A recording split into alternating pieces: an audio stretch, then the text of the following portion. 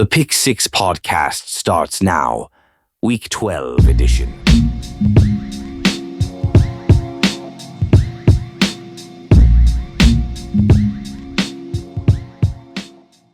If I sound a little different, I apologize, folks. I'm a little under the weather, but no excuses. The show must go on. Week 12 is in the books. Sometimes you wait until the end of the week, totally, like, the Monday night games. And then sometimes it was Sunday night. You realize the Monday nighter is no good. Like this past Monday nighter was no good at all. The Frisco Carolina game with Santa Claus, with Brock Purdy throwing 3 picks in the first half. That game was just horrible.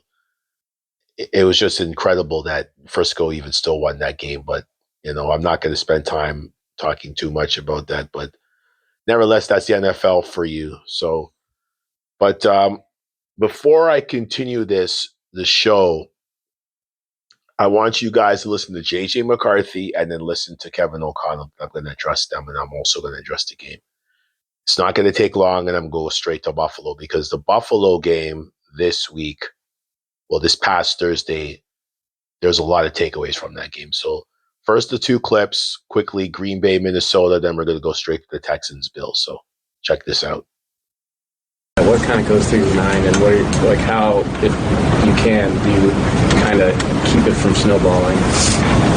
Just focus on the next play. Just understand, you can't control what happened previously, and you can only control what's in front of you. So just focusing on that one play and making sure we execute in the best way possible. And O'Neal was talking in the locker room about a need for urgency and guys just understanding what their job is on every single play. Yep. As you think about urgency for these players, where does that express itself to you that you need to see it? Well, I think it's a mix, right? I think we've seen examples of guys pressing, maybe to try to make a play here and there, second and long, and we're just trying to put the ball in play, and we get a drop on a second and long play that creates, where hey, maybe you have a chance to make that third and manageable right there, and it's a guy trying to catch the ball and make a play and see if he can get more and more, and that's where you feel pressing at times. But then there's other times where it's got to be technique, it's got to be strain, it's got to be fundamentals, and the 11 guys in the huddle doing their jobs. No errors, you don't get chances for do-overs. So when those things turn into negatives, especially when your team needs to kind of sustain a drive, maybe we pick up the special teams after that turnover. I know the defense is going out on that field wanting to pick up everybody and say, hey, we're going to hold them out right here, and they punch it in. Big deal. Let's go take the ball and let's put a drive together and get right back to where we want to be in this game and just keep applying pressure to the opponent. But we can't allow that feeling to allow the execution and the detail and some of those things to slip. And that's not really referencing the quarterback in any way, shape, or form, but he's still an inexperienced guy that's building it up as he goes. And there's just too much bad football today, specifically in the second half, really second half only, that just didn't give us a chance whatsoever then. So that was Kevin O'Connell and JJ McCarthy. Well, sorry, JJ McCarthy first, then Kevin O'Connell. And there's nothing else to say. Like, I talked about this on last week's show. JJ McCarthy is not ready. I said it from day one. I didn't think he was an NFL quarterback. I had addressed his college stats and his style of play at the University of Michigan. How it was not conducive to what Minnesota has been about. I mean, yes, you have to have a good run game, which they do. They got 2 tremendous running backs in Jones and Mason. They have the pieces. So it's not like this is some type of shortchange situation. I mean, if this guy had some type of arm or was actually consistent and had some accuracy in his passes, then the run game actually makes sense. If he could throw a good little 10 or 15 yarder to get a first down, if the run game is a little stagnant, then yeah, I would be like, okay. But he can't even do that. I mean, he's saying all the right things. He's talking about confidence and all that. It's great. I'm sure he's a fantastic young man. And I'm sure the fans and people believe that. And I do. I don't think he's, anything but just a guy who loves to play football. But Sometimes the position that you're playing is not for you. And I don't think him being a quarterback on this Minnesota Vikings football team is the right team for him. I'm not even going to get into what Green Bay did, because Green Bay did exactly what they needed to do on defense. Emmanuel Wilson, I love these unknown running backs are just coming in and doing their thing. Meanwhile, we spend so much time talking about Saquon Barkley, but we got to start looking at these other young cats who are really coming in and doing. And that's why the running back situation in the NFL is what it is, because the league believes we could always find a replacement. Saquon is having an awful year, and I'll get to that later on. But Emmanuel Wilson, 28 carries, 107, 2 touchdowns. He did exactly what he was supposed to do. Jordan Love hasn't played well either lately. Let's not start with him and Matt LaFleur and what they're trying to do. The receiving core hasn't really done anything either. But the big difference was the Green Bay defense, and J.J. McCarthy couldn't capitalize, and that's it. He made a lot of bad throws. 2 of them ended up being interceptions. As for Kevin O'Connell, I just don't understand why you're not going to sit here and say maybe you made a mistake. You didn't make a mistake. When you have a plethora of weapons at both the receiving and the running back position, you got to get somebody who's capable of making those plays. And you and Kwesi failed at that. And it's okay. You guys are human beings. You make mistakes, but there's no accountability for this. He's not the right pick. And the stats don't lie. Some people say give it a chance. This is not the type of quarterback you're going to draft for a team that's ready to make the playoffs and potentially compete for a championship, a Super Bowl. You don't get this type of thing. There's been first round quarterbacks that have failed. The Ryan Leafs, Josh Rosen's, of course, Justin Fields not doing too well right now, Trey Lance and Jamarcus Russell. There's so many names that have been drafted in the top 10 and they just flopped.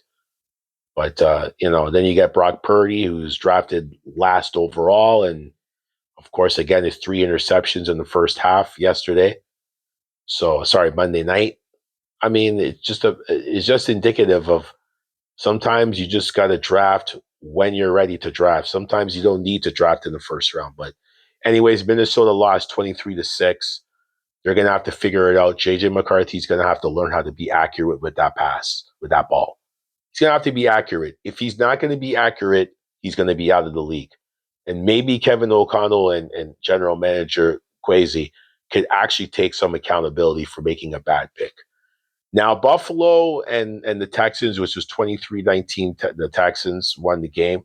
Also, that 4th and 27 that they converted on, which I believe it was a scripted and well-planned play that they practiced a lot on. Sorry, not about, but a play that they practiced a lot on. That was phenomenal. It could have made this game look so much different if they had actually capitalized after that, but they didn't. They just couldn't get it right, Buffalo. They couldn't get it right at all. I don't know what was going on throughout the game. There was no connection between the players and Josh and the players. Offensive coordinator, Sean McDermott. You could just see the Buffalo was just flat. They're just flat. Like, they had Davis Mills. He only threw 30 passes, got 153 yards, 2 touchdowns, and was not sacked once. What was the Buffalo defense doing? Josh Allen was sacked 8 times for a loss of 70 yards. I watched that game. Will Anderson Jr. from Alabama, that guy is something else. Something else, man. That guy is something else. He is something else. If you guys haven't watched this kid yet, Will Anderson Jr., oh man, what a pick. EJ Speed, Henry Tutu, Aziz Al-Shair, those guys were all over the place. Jalen Reed, they were absolutely and yes, I know names because I watched the game. I just didn't watch the game and watch highlights and then pick up a mic like most of these social media and media people on Fox and ESPN and then talk. I watched the game. It was a tale of two teams. One was just playing to win, tried to get things done, and the other team just looked discombobulated. There was no connection. There was no energy. It was just like, what the hell's going on? What is up here? Buffalo's got to get it together. I mean, they're 7-4. They're probably going to grab a couple more wins, get into the playoffs. They're going to probably right now look like they're going to be a 5th, 6th, or 7th seed, a very dangerous one at best, because I'm telling you, New England, yeah, they might win first overall and get a bye, but do you want to play Baltimore or Buffalo in the second round of the playoffs, in the divisional round? I wouldn't. If Buffalo can get it together, they'll be fine. The Texans, they're right there now since they got a win over Buffalo, so it helps them in the playoff chase. So it's going to be interesting, but Buffalo's got to get it together. And the receiving situation today, they signed Brandon Cooks. Hopefully that works out. Brandon Cooks is like 32. I mean, he's a veteran receiver.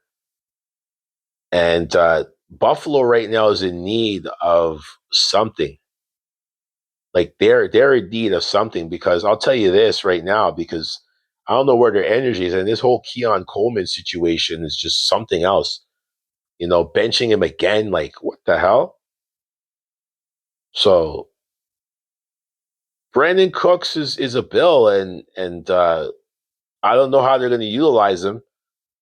I mean, he's a good run. He's a good receiver. He knows what he's doing. So I mean, I don't know. I just hope that they could utilize him. I mean, Shakir had 100 and Shakir had 8 receptions for 110. So he did his thing. And of course, nobody's talking about James Cook. He had 17 carries for 116 yards and a touchdown. Although these stats showed very well for these guys, the team still just didn't look consistent at all. So hopefully the Brandon Cooks deal helps out. They get something going and they can make something happen. So I just hope they can make something happen on this, because they need to.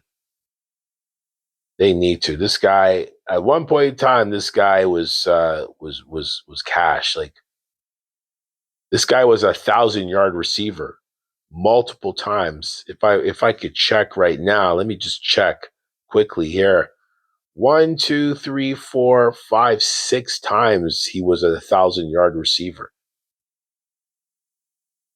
I mean, 4 times with New Orleans and twice with Houston.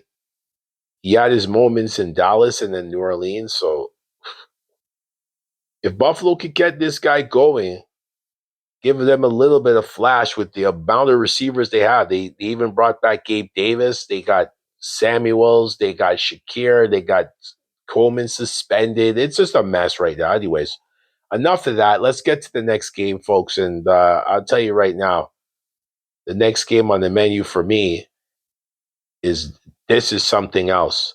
But before I get to this, I want you to listen to clips from Kevin Stefanski. I want you to listen to a clip from Colin Cowherd. And then I want you to hear Shadeur. So you guys are going to hear these clips, these sound bites consecutively, and now I'm going to comment to them. Cleveland and the Raiders is next. Shadeur will start this week. Obviously, number one job of a quarterback is to win. So excited to get that first win under his belt. And then next thing is improvement. And that's what young players do. Certainly young quarterbacks do. You get one game better, and that's just from working at it. So that'll be our focus. The speeding tickets, and you're like, yeah, he's got to grow up. But I thought he'd go 13-18 with a horrible pick, and he went 11 for 20 with a horrible pick. But overall, you got some big plays. There's no reason to go back to Dylan Gabriel. Let's let this thing play out. And, it's like, in a weird way, Shadeur Sanders is the perfect holiday fling. You play around for the next 6 or 7 weeks, and then eventually Cleveland moves on to a steady or somebody they're going to have, a 15-year relationship with. But there's nothing wrong with a holiday fling. Hey, you connect again on Facebook. Hang out for 6 or 7 weeks. It is a good time. But it's not a marriage. I don't think he has great traits. He doesn't have a huge arm. He's not hyper athletic. He doesn't have a cannon. He's kind of loose and fun and capable. I thought it was a lot of fun. And the conspiracy theory crowd, you can't listen to that nonsense. I don't think Shadeur. But there's no excuse. You got to go out there and perform. Like, there's no choice, there's no question. Nobody cares if this was 1 week of prep. Who cares? So a lot of people want to see me fail, and it ain't going to happen. It ain't going to happen. So Shadeur makes his debut after everything that's gone on, the draft day hoopla, the madness, the politics, the biasness, the racism.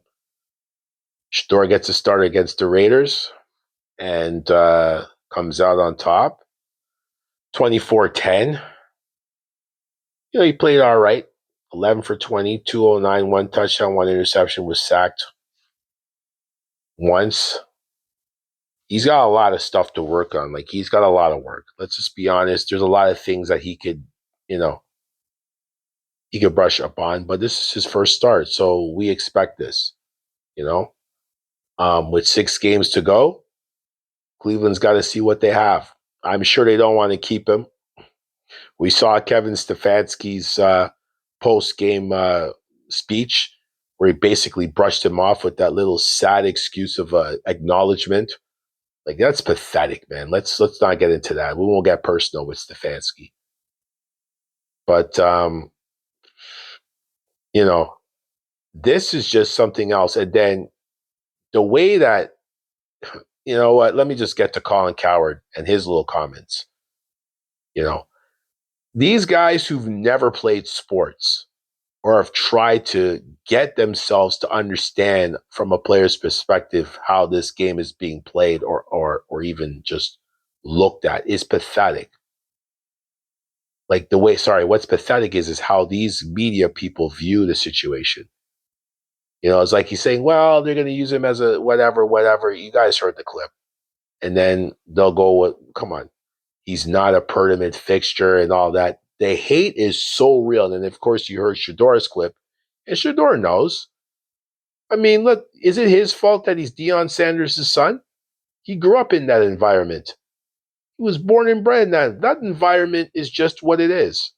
But one thing that I'm sure, and everybody knows Deion instills in this kid, is confidence and hard work. Yeah, he's going to flash his watch and his jewelry and whatever. That's a Sanders situation, ladies and gentlemen. That's a Sanders thing. If you don't know that by now, then I don't know what to tell you. But I'll say this. Deion Sanders right now, if he ever thought about coaching in the NFL, I don't think he should. If they're treating your son like this, what do you expect to happen to you? You got to keep your eyes open. Everybody likes to run for the fame, fortune, and money, but are you willing to accept the consequences for that? Because just watching what they're doing to his son tells you everything you need to know about how this league is and how it's being run. You saw what happened to Colin Kaepernick and other players. This is not the first time, and it won't be the last. That's just the way it is.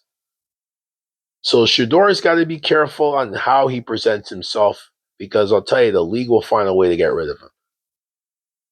And I'm sure Cleveland's hoping that he walks into this Frisco game and absolutely gets destroyed so that he can start dealing Gabriel, and then at the end of the year, just release him. And nobody will sign him, and hopefully he plays in the CFL or UFL, which ain't going to happen. I think Shadeur is going to find a place in the NFL, whether it's Cleveland or somewhere else, and he's going to continue to do what he does, and that's try to win games. So, next order of business, and I'll say this. KC, man. Indianapolis, I'm sorry, Daniel Jones, if you think Daniel Jones is going to win you a Super Bowl, you're crazy. I saw this coming. I'm like, Daniel Jones is just as pedestrian as Brock Purdy. He really is. They're the same quarterback. The only difference is height and draft position. I don't know how Daniel Jones got drafted in the first round. He did absolutely nothing in the second half. He was 19 for 31, 181, 2 touchdowns. He didn't do nothing. He didn't even get sacked, and he still didn't do nothing. Pat Mahomes had to throw the ball 46 times. He had 29 completions, 352, and he threw a pick, and they still won that game. If Indy had any competence, they would have won that game. But again, their quarterback couldn't make the plays. You guys were way too hype over Daniel Jones. As I said that, calm down, hit the brakes with him. It's not that serious. The Chiefs go into overtime, do what they got to do, and win 23-20. Rashid Rice did what he had. He was all over the place. He said, you know what, I'm going to do it. Because you look at this Indy team, and you're thinking, oh, yeah, we got Sauce Gardner, we got this one, we got that one, we got Javarius Ward, we got all these pieces, and still absolutely nothing happened. Even Nick Cross and Zaire Frank. Like, I'm sorry. If you think that Daniel Jones is going to be the one to win you a Super Bowl, I'll tell you right now, you could say goodnight, and goodnight in such a way you've never understood. It's over. It ain't happening. Dallas and Philly. Division game. Cowboys win 24-21. Eagles, the same problem with Buffalo. There's something going on in that locker room. I said it last year with A.J. Brown. Now it's not just A.J. Brown. It's that entire team. There is something going on in that locker room. They've barely won games. It's something is going on. Buffalo and Philadelphia, two teams who are supposed to be right now dominating. They're not. One is 7-4 and just discombobulated. One is 8-3 and still not understanding that this type of performances is not going to win the Super Bowl. That Super Bowl against KC in February, I haven't seen that type of hunger and energy since then. Dallas comes out and wins in overtime 24-21. And I'll tell you right now, that NFC East looks like Philly's going to run away with it, but Dallas, they just find ways to win. And division games are always going to be a war, folks. So if you think it's going to be a do in the park, ain't happening.